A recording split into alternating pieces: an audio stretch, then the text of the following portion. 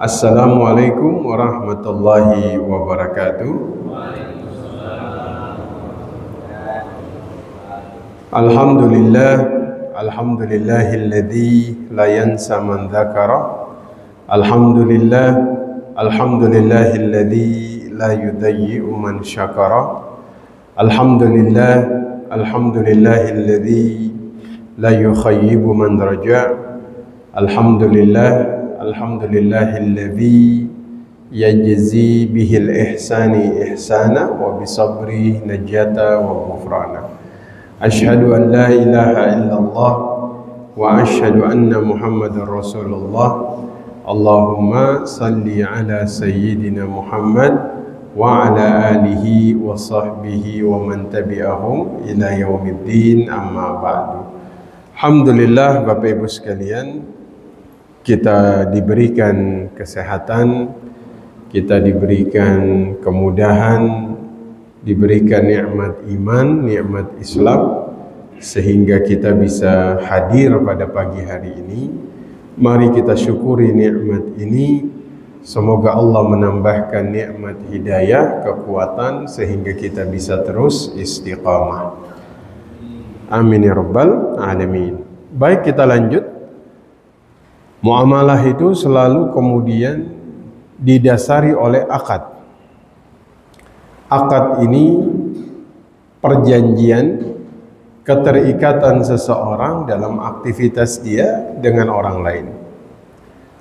Makanya ketika kemudian Allah itu menurunkan satu ayat yang tadi dibaca oleh Pak Rahiman, Al-Maidah ayat pertama. Ya ayyuhalladzina amanu aufu bil uqud, ya. Penuhilah akad-akad tersebut. Uqud bisa diartikan sebagai wafa, uqud bisa diartikan sebagai uhud, yang berarti perjanjian. Nah, mari kita lihat terlebih dahulu. Al-Maidah ini dinamakan Al-Maidah karena ada satu kata yang spesifik Allah sebut dalam surah tersebut, di mana Bapak Ibu tidak akan menemukan kata tersebut di surah yang lain. Dan ini merupakan metode penamaan surah. Dinamakan surah Al-Maidah karena ada kata Maidah di situ. Ya. Di mana kata ini tidak diulang di surah yang lain. Makanya surah ini dinamakan surah Al-Maidah. Ya, jadi ketika Bapak Ibu nanti melihat metode penamaan surah dalam Al-Quran, biasanya menggunakan satu kata yang khusus disebut dalam surah tersebut. Ya, kata Maidah ya tidak diulang lagi di dalam surah yang lain. Makanya surah ini dinamakan surah Al-Maidah. Surah ini turunnya di Madinah. Makanya disebut surah Madaniyah. Walaupun nanti ada satu dari ayat dalam surah ini turunnya di Makkah, Pak. Turunnya di Makkah. Waktu Nabi lagi wukuf. Nabi lagi wukuf di padang Arafah. Arafah itu kan adanya di Makkah, tapi tetap disebut Madaniyah. Kenapa? Karena turun setelah Nabi hijrah. Ya. Ya ayyuhalladzina amanu. Wahai orang-orang yang beriman. Ini ciri surah-surah Madaniyah. Selalu dimulai dengan ya ayyuhalladzina amanu. Karena ini terkait audiensnya. Bahwasanya saat itu di Madinah sudah banyak kaum muslimin. Sudah banyak kaum muslimin. Mayoritas muslim. Walaupun Nabi waktu hijrah ke Madinah ada 3 kelompok yang Nabi hadapi. Kelompok pertama, orang-orang Yathrib yang tidak menerima Islam.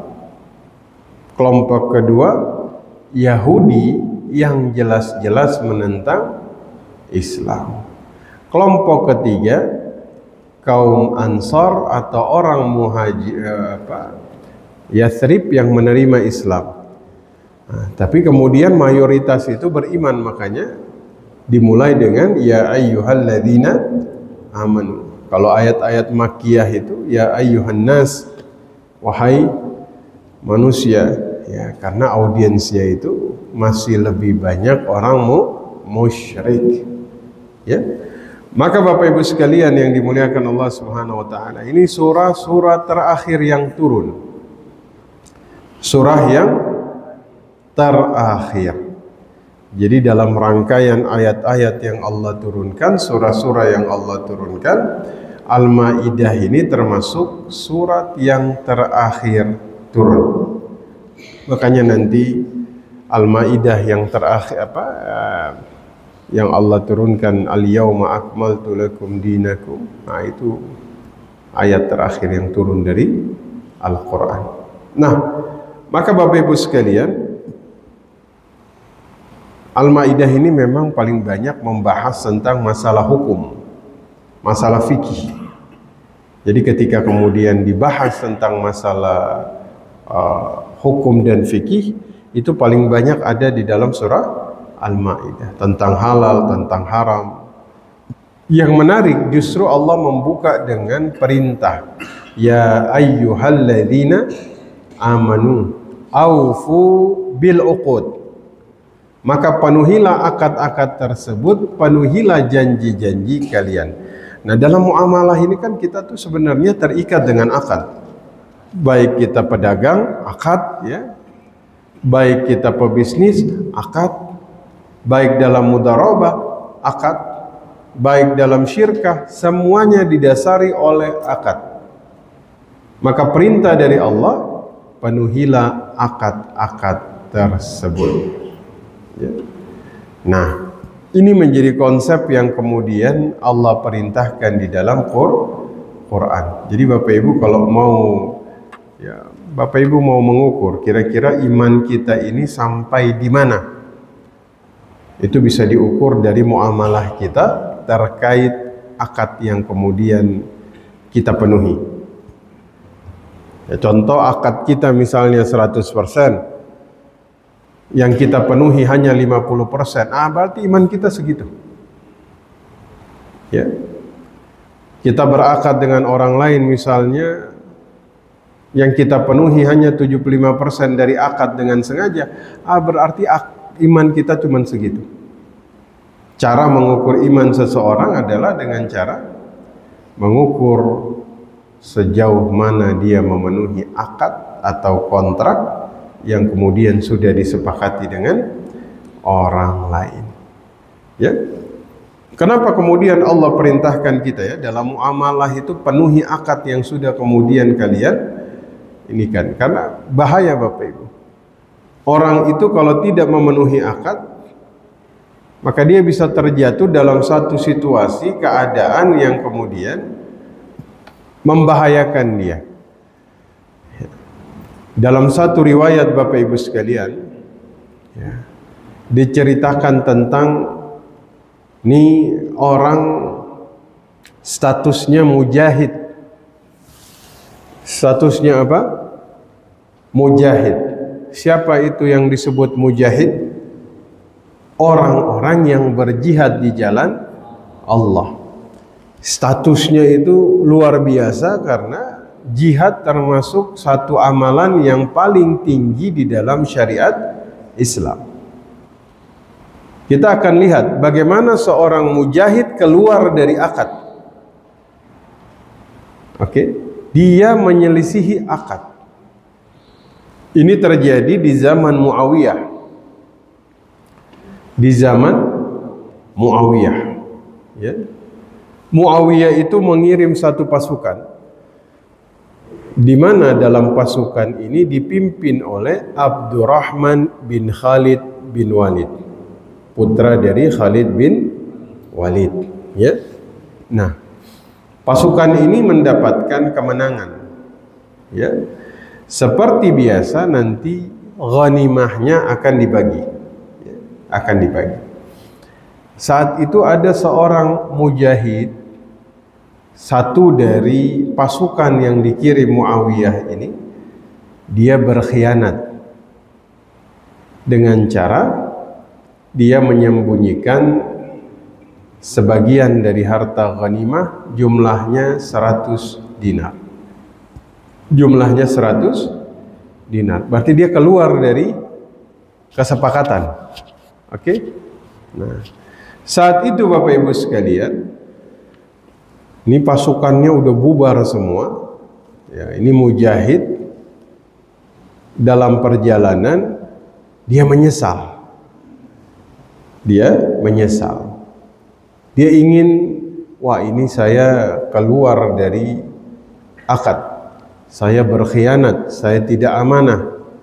Akhirnya dia ingin bertobat. Yang dia cari pertama adalah panglima perang yang memimpin pada saat itu, yaitu Abdurrahman bin Khalid bin Walid. Dia datang, kemudian dia bilang, saya ingin mengembalikan 100 dinar yang saya ambil, ya. Kemudian Abdurrahman bin Auf, Abdurrahman bin Khalid bin Walid menolak. Kenapa kemudian beliau menolak? Ya. Beliau bilang, tafarraqan nas. Ini pasukannya udah pada bubar semua. Kalau kamu kembalikan ke saya 100 dinar tersebut, maka kemudian saya harus membagikan kepada semua orang yang hadir pada saat itu. Antum bayangkan Pak, ditolak oleh Abdurrahman bin Khalid bin Walid. Tafarraqan nas. Ini pasukan udah pada bubar, ya. Tafarraqu hatta talqallaha biha yaumal qiyamah. Sudah kata Abdurrahman bin Khalid bin Walid, nanti kamu pikul saja di hari kiamat ketika menghadap Allah. Masya Allah. Abdurrahman bin Khalid bin Walid tidak mau bertanggung jawab. Makanya Pak, hati-hati ketika antum berakad dan akadnya ini berhubungan dengan orang banyak. Ini bahaya. Kalau berhubungan dengan satu orang, antum keluar dari akad, menyelesaikannya mudah. Tinggal cari orangnya, tafadhal, antum selesaikan dengan dia. Apalagi mengkhianati akad yang berhubungan dengan orang banyak. Berat ini. Sampai seorang Abdurrahman bin Khalid bin Walid, dia bilang, silahkan kamu pikul sendiri nanti di hari kiamat. Oh, ini mujahid ini kepikiran Bapak Ibu. Dia datangi beberapa sahabat Nabi yang masih hidup, ya. Jawabannya sama. Silahkan antum pikul di hari kiamat itu 100 dinar. Akhirnya dia memberanikan diri ketemu langsung dengan khalifah yang memimpin pada saat itu, yaitu Muawiyah bin Abi Sufyan. Dia datang ke Damaskus. Kemana? Damaskus, Syria, ya. Saat itu Bapak Ibu, dia datang, dia bawa 100 dinar menemui Muawiyah bin Abi Sufyan. Jawabannya sama, ditolak. Ditolak Pak. Nggak ada yang berani menerima 100 dinar tersebut. Ya kalau zaman sekarang, misalnya ada orang yang berkhianat dengan akad, dia bawa 10 miliar, dia ketemu siapa misalnya?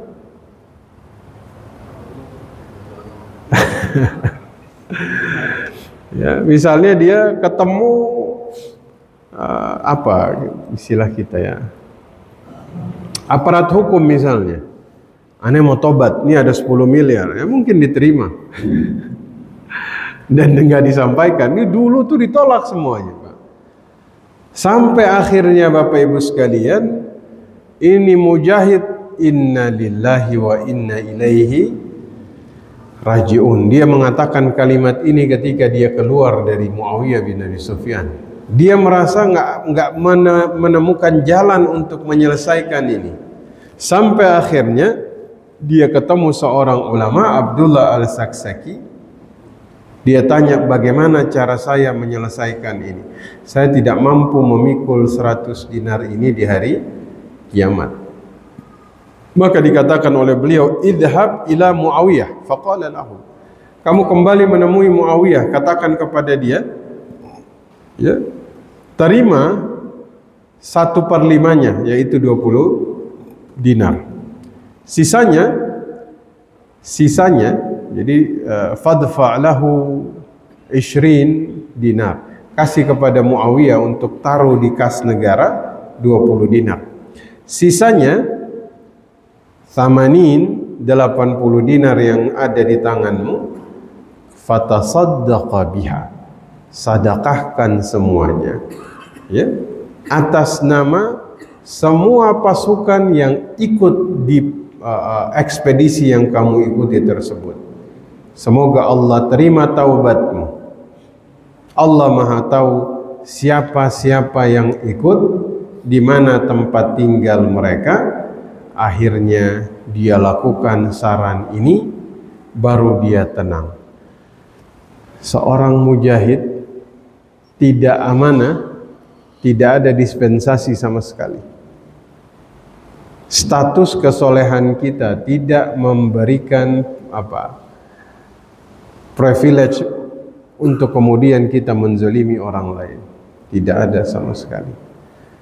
Mau siapapun kita, mau antum hafal Quran sekalipun, antum mujahid sekalipun, antum keluar dari kesepakatan akad, maka ini fatal di akhirat. Makanya dalam Al-Maidah ayat pertama langsung Allah berfirman, ya ayyuhalladzina amanu aufu bil uqud, penuhilah akad-akad tersebut. Jadi mau jadi apapun kita dalam kehidupan muamalah kita, jaga. Inilah yang kemudian menggambarkan sejauh mana keimanan kita. Ya. Kalau kemudian manusia dia paham ketika dia bekerja, ketika dia berdagang, ketika dia berbisnis, ketika dia bersyirkah, apapun yang dia lakukan, bahwa hakikatnya dia itu berjanji bukan dengan manusia, dia berakad bukan dengan lawan bisnisnya, tapi dengan Allah, maka insya Allah apa yang dia lakukan akan berbuah kebaikan dan kemaslahatan, karena dia nggak berani berkhianat. Makanya ini jadi konsep yang paling utama di dalam muamalah kita. Al-Maidah ayat 1. Yang kedua, saya izin minum dulu. Silakan diminum Bapak Ibu.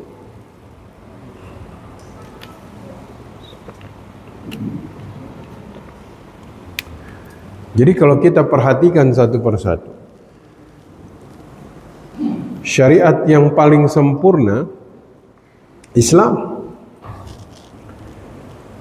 Semuanya sudah diatur, semuanya sudah diturunkan. Sampai dalam urusan pekerjaan, bagaimana kita harus kemudian memenuhi akad, semuanya sudah diatur. Ini nikmat Bapak Ibu, betul? Ya. Masih di Al-Maidah ayat yang ketiga kalau tidak salah ya. Ini sampai seorang Yahudi itu mendatangi Umar bin Khattab. Ini terkait surah Al-Maidah ini. Seorang Yahudi yang dia mengatakan kepada Umar bin Khattab, saat itu Nabi itu udah meninggal. Ya, ini zamannya Umar.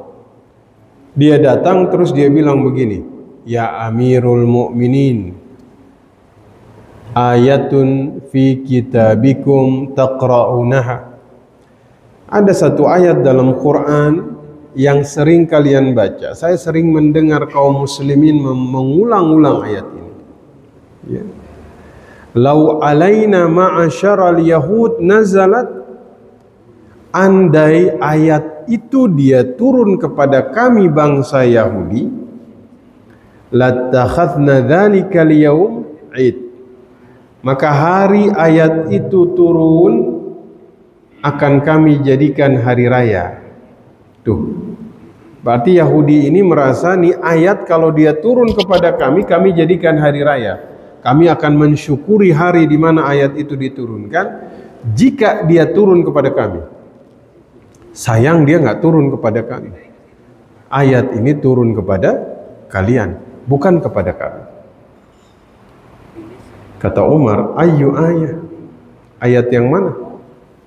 Dia baca, al-yauma akmaltu lakum dinakum wa atmamtu alaikum ni'mati wa raditu billahi wa raditu lakum Islam madinah. Ini ayat hanya ada di dalam kitab kalian. Tidak ada di dalam Taurat, tidak ada di dalam Injil, tidak ada di dalam Zabur, kitab-kitab samawi. Tidak ada firman yang menyatakan syariat sudah disempurnakan, nikmat sudah dicukupkan, dan sudah diridai agama kalian. Itu cuma ada di Quran. Yang menandakan semua hal itu sudah diatur. Semua hal itu sudah diatur. Pertanyaannya, Pak, ini kenapa Yahudi dia sudah tahu bahwa syariat ini sudah disempurnakan, tapi kemudian dia nggak mau ikut? Hidayah, Bapak Ibu sekalian. Hidayah. Hidayah. Sama yang kedua, orang Yahudi itu ta'assub, terlalu tinggi. Rasa bangga terhadap rasnya itu terlalu tinggi. Apa kalau istilah kita? Fanatisme, kesukuannya tuh terlalu tinggi.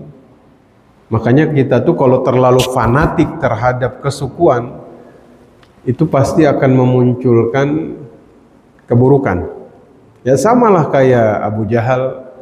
Abu Jahal itu kan terlalu fanatik terhadap Qabilah Makhzumi, sampai-sampai dia nggak mau menerima Nabi sebagai Rasulullah sebagai Nabi, ya, karena dia menganggap Nabi dari Bani Abdul Manaf, dia dari Bani Makhzumi. Quraisy itu qabilahnya Abu Jahal itu termasuk disegenin. Ya samalah kayak Yahudi, ya. Nah itu. Maka Al-Maidah ini di ayat pertama langsung Allah bicara tentang akad. Ya ayyuhalladzina amanu aufu bil uqud. Selanjutnya Bapak Ibu, jadi dalam muamalah itu akad penting itu. Siapapun yang melaksanakan akad dengan baik, maka akan berakhir dengan kebaikan. Orang yang mengkhianati akad, hatta dia seorang mujahid, syuhada sekalipun, itu bisa dibatalkan. Apalagi kita. Apalagi kita, Pak. Selanjutnya Bapak Ibu, ada satu ayat di dalam Quran. Jadi hari ini kita bicara ayat-ayat yang kemudian memuat arahan, ya, bagaimana kita itu bermuamalah, ya, dalam pekerjaan yang kemudian kita laksanakan. Nabi Yusuf itu pernah mentakwil mimpi dari Raja Mesir. Nabi Yusuf. Akhirnya raja tersebut senang Nabi Yusuf. Siapa nabi yang paling gagah Bapak Ibu, paling ganteng?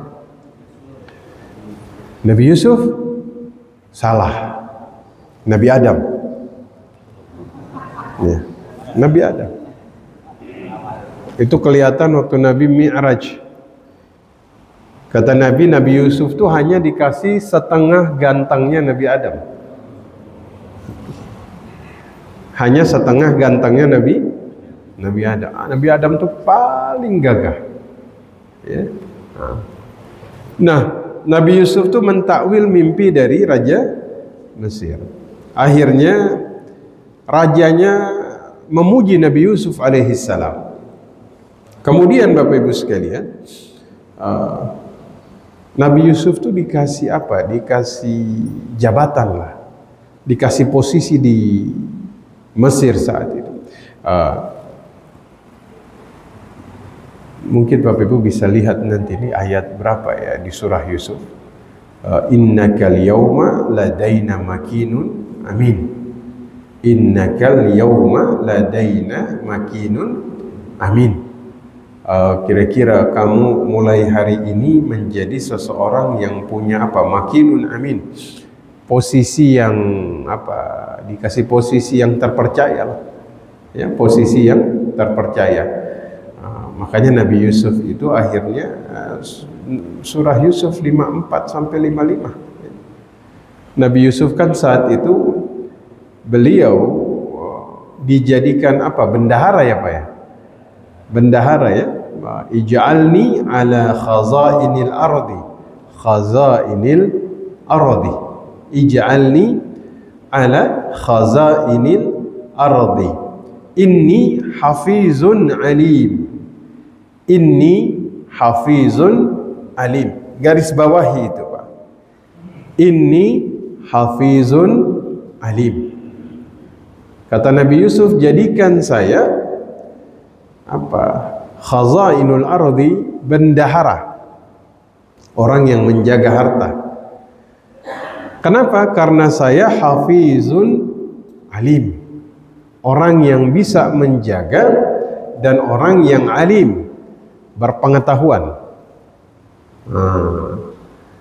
Berpengetahuan, alim. Maka di sini sudah kemudian difirmankan oleh Allah. Jadi kita tuh bukan hanya kita hafiz, kita mampu menjaga, tapi sekaligus kita harus punya pengetahuan, alim. Makanya ketika seseorang itu dia berakad, dia bermuamalah, antum harus cari orang yang hafiz, orang yang mampu menjaga. Antum harus cari orang yang alim, orang yang berpengetahuan, sehingga nanti dia ini mampu menjaga akad, dia mampu untuk kemudian menghindari hal-hal yang bisa merusak akad. Kenapa? Karena dia alim dan dia hafiz. Ya, nah, itu setelah menjaga akad pindah kepada al-hafiz dan alim. Ya, nanti kita bahas satu-satu. Selanjutnya ada satu ayat di dalam Al-Quran. Makanya kenapa tadi kita sampaikan syariat ini turun, sudah disempurnakan, sudah dicukupkan. Makanya tidak ada satupun yang tidak ditemukan di dalam Al-Quran ya, untuk membahas, membimbing, mengatur urusan kita mulai dari ibadah sampai muamalah. Ya, hari ini kita bahas muamalah. Siapa nama jin yang kemudian mampu memenuhi permintaan Nabi Sulaiman untuk memindahkan istana Ratu Bilqis? Ifrit. Nama jinnya jin Ifrit. Ya. Di dalam surah An-Naml ayat 39. An-Naml. Jadi kalau Bapak Ibu ditanya, kenapa surah ini dinamakan An-Naml? Karena ditemukan kata An-Naml spesifik di sini dan tidak diulang di surah yang lain, makanya dinamakan surah An-Naml. Itu metodologi penamaan surah di dalam Quran. Qala ifritun minal jin. Ifrit dari golongan jin. Dia mengatakan, ana atika bihi qabla an taquma min maqamika. Saya bisa memindahkan sebelum engkau berdiri, sebelum engkau berdiri dari tempat dudukmu. Kata ifrit. Nah, inni alaihi laqawiyyun amin. Saya ini orang yang qawiyun amin, kuat dan amin, terpercaya. Langsung disandingkan Pak. Qawiyun amin. Berarti Bapak Ibu sekalian, di sini kita menemukan bahwasanya Ifrit ini dia merasa dia bisa melakukan tugas yang disampaikan Nabi Sulaiman karena dia punya karakter kuat dan bisa dipercaya. Kita garis bawahi, qawiyun amin. Kenapa disandingkan? Kenapa tidak hanya amin, tapi harus kuat? Bapak Ibu sekalian, jujur saja, terpercaya saja, tapi tidak punya karakter yang kuat, maka lama-kelamaan karakter terjujurnya ini bisa luntur. Betul? Bukankah Abu Dzar Al-Ghifari pernah meminta kepada Nabi sallallahu alaihi wasallam, "Ya Rasulullah, jadikan saya seorang gubernur." Kata Nabi, "Innaka dhaif." Abu Dzar Al-Ghifari punya sifat amanah, tapi engkau lemah, kata Nabi. Sementara ini adalah amanah dan ini sumber malapetaka nanti di akhirat. Harus kuat. Tidak hanya jujur tapi kuat. Qawiyyun amin. Bukankah kita melihat di sekitar kita banyak orang yang jujur, tapi di tengah jalan tiba-tiba kita mendengar bahwasanya terjadi pengkhianatan yang disebabkan orang yang jujur tersebut. Betul? Dia jujur tapi nggak kuat. Ini butuh orang yang tidak hanya jujur tapi dia harus kuat. Kenapa? Karena kadang-kadang syaitan itu dia menunggu, Pak. Dia menunggu saat yang paling tepat. Hari ini dia goda masih bisa lewat, dia tunggu, Pak. Jadi setan ini kan sabarnya di dalam menunggu untuk menggoda itu luar biasa. Ya. Sesabar-sabarnya kita di dalam ketaatan, jangan lupa syaitan juga sabar di dalam menggoda. Begitu. Kita minta kepada Allah ya, dikasih kekuatan, dikasih kejujuran. Amin ya rabbal alamin. Ya. Makanya dulu Nabi Musa alaihi salam ini kan dikejar-kejar sama Fir'aun, sama tentaranya. Ya. Nabi Musa nyasar sampai ke negeri Madian. Ya. Sampai di sana ketemu ada satu sumur, ketutupan batu, tempat nongkrongnya para penggembala, memberi minum gembalaannya. Tapi ada batu yang harus diangkat rame-rame. Ya, Nabi Musa ngeliatin ini ada dua orang perempuan juga bawa gembalaannya. Mereka mungkin nggak mau mendekat karena malu berikhtilat sama laki-laki, bercampur sama laki-laki. Akhirnya mereka tunggu penggembala ini pada bubar. Ya. Udah pada bubar, ini perempuan datang ke sumur tapi dia nggak bisa kasih minum karena batu yang nutupinnya itu berat, Pak. Berat. Orang lain ngangkat harus ngangkat rame-rame. Nabi Musa karena kasihan, beliau datang, beliau angkat itu pakai satu tangan. Pakai berapa tangan? Satu, Pak. Nabi Musa ini kuat, Pak. Mukulin orang Mesir sekali pukulan mati. Itu Nabi Musa alaihi salam. Dan beliau kuat secara fisik, kuat secara karakter. Bapak Ibu kalau perhatikan karakter Nabi Musa ini kuat, Pak. Kritis. Orangnya suka nanya kalau ada sesuatu yang kemudian mengganjal. Makanya ketemu Nabi Khidir, padahal Nabi Khidir udah bikin SOP-nya itu. Gak boleh nanya 3 kali. Kalau nanya 3 kali, kamu harus berpisah denganku. Padahal Bapak Ibu sekalian tahu, itu Nabi Musa jalannya bertahun-tahun baru bisa ketemu Nabi Khidir itu. Ya, itu menempuh, makanya Masya Allah ya, menempuh jalan untuk menuntut ilmu.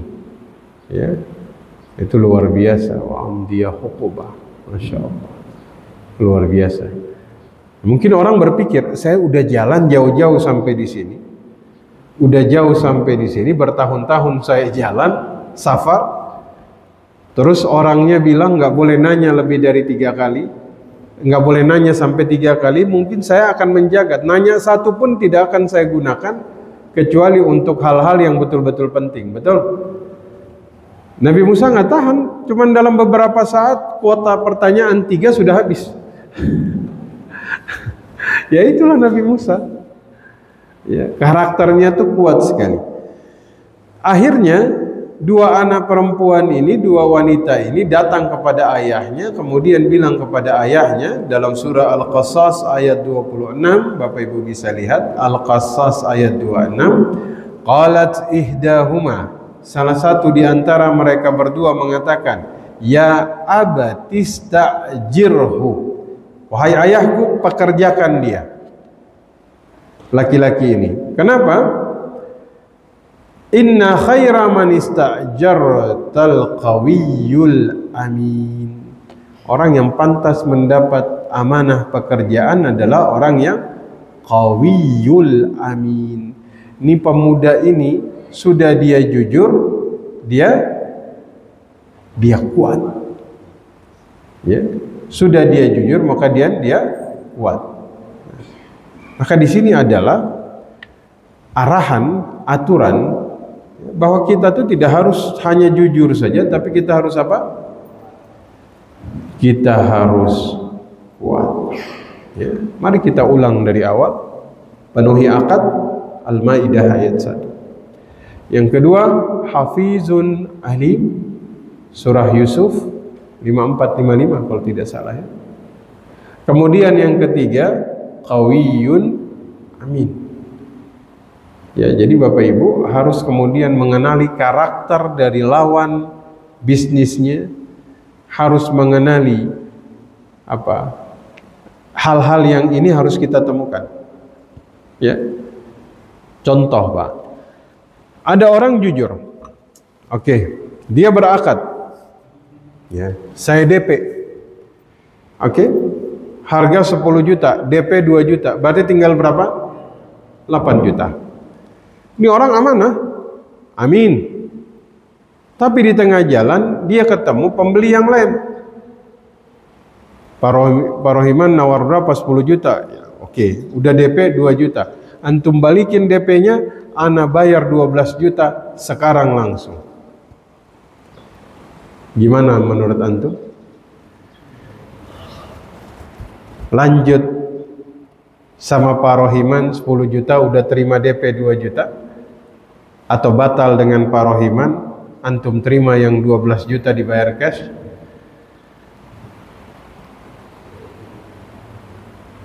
Yang di masjid aja udah pada bingung ya kan, udah pada goyang sedikit ini Ustaz, udah pada goyang ini. Hanya yang kuatlah yang kemudian meneruskan akad. Enggak, mau antum tawar 30 juta enggak ana lepas, karena ana udah berakad dengan Pak Rohiman. Beliau udah ngasih DP 2 juta. Tuh. Makanya qawiyyun amin ini penting sekali. Bahkan ini nanti tidak hanya dalam bab muamalah, dalam kepemimpinan pun butuh ini.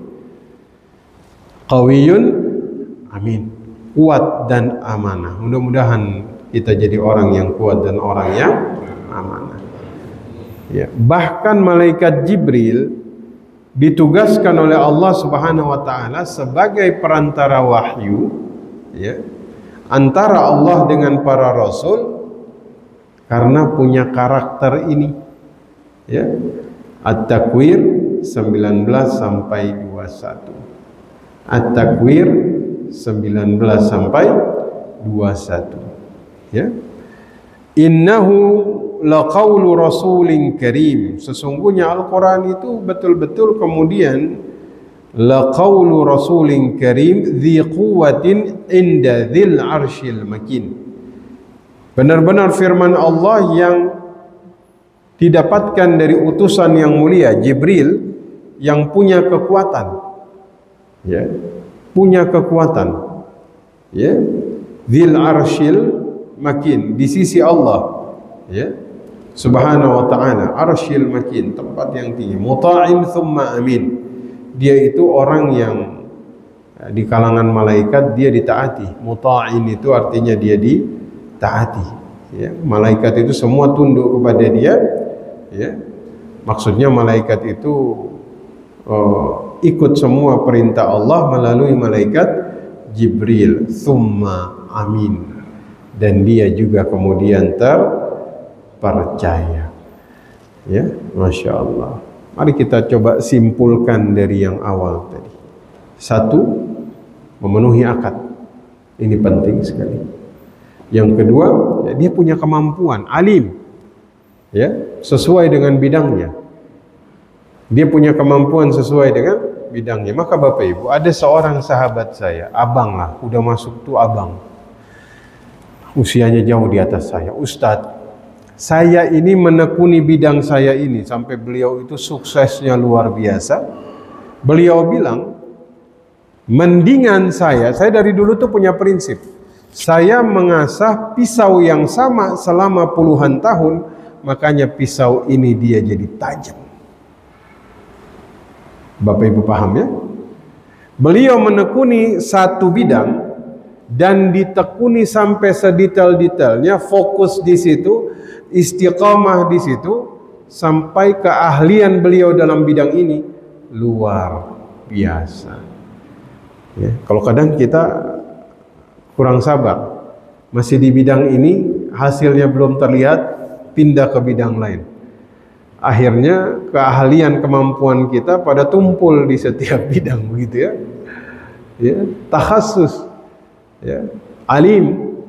Setiap orang maka dia alim dengan bidangnya masing-masing, betul? Nah itu, ya. Kemudian hafiz. Kita itu kalau jadi orang yang hafiz, punya karakter bisa menjaga, antum amin, amanah, rezeki itu akan mencari antum di mana saja antum berada. Nabi Yusuf itu sampai dicari raja, dijadikan khazainul ard karena sifat aminnya tersebut. Ya. Mudah-mudahan Allah Subhanahu wa taala memberikan kepada kita hidayah sehingga kita kemudian bisa menjalankan perkara-perkara yang kita bahas pada hari ini. Amin amin ya rabbal alamin. Baik, kita masih lanjut dulu sedikit ya. Makanya kuat itu, ya, dia punya kekuatan dan dia amanah di dalam menjalankan tugasnya. Ya. Menurut Bapak Ibu, kira-kira misalnya ini sebenarnya Imam Ahmad itu ditanya, Imam Ahmad, memang kekuatan itu punya efek yang Masya Allah. Orang yang punya karakter yang kuat ya. Efeknya tuh luar biasa. Jadi tidak hanya amin, tapi dia harus kuat. Qawiyun amin. Imam Ahmad tuh pernah ditanya. Jadi ada mereka mau memilih panglima perang. Mereka sampai pada dua pilihan. Yang satu kuat, ya, tapi dia masih suka bermaksiat. Yang satunya lagi orang saleh, tapi dia lemah. Orang saleh, tapi dia lemah. Ya, ya, kalau Nabi Musa itu kan lengkap, kuat, saleh. Umar lengkap Pak, kuat, saleh. Saat itu mereka ada dalam dua pilihan. Yang satunya kuat tapi masih suka maksiat, yang satunya soleh tapi lemah. Mereka nanya sama Imam Ahmad, ini gimana nih Tuhan Imam? Apa jawab beliau? Amal fajir qawi.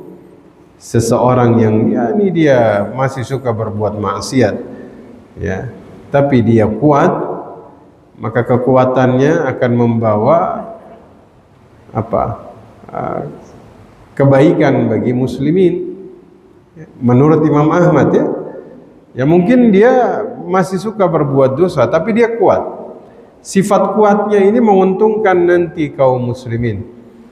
Sementara yang soleh ini, maka kata beliau ya dosanya bagi dirinya sendiri. Ya, tapi orang yang soleh dia lemah. Kesolehannya ya mungkin bagi dirinya sendiri, Masya Allah, tapi kemudian lemahnya bisa merugikan kaum muslimin. Ya, makanya kemudian Bapak Ibu sekalian, kekuatan itu termasuk hal yang Masya Allah, dia dalam muamalah tuh punya efek yang sangat luar biasa. Saya kira itu dulu, nanti insya Allah kita akan lanjut lagi di bulan depan.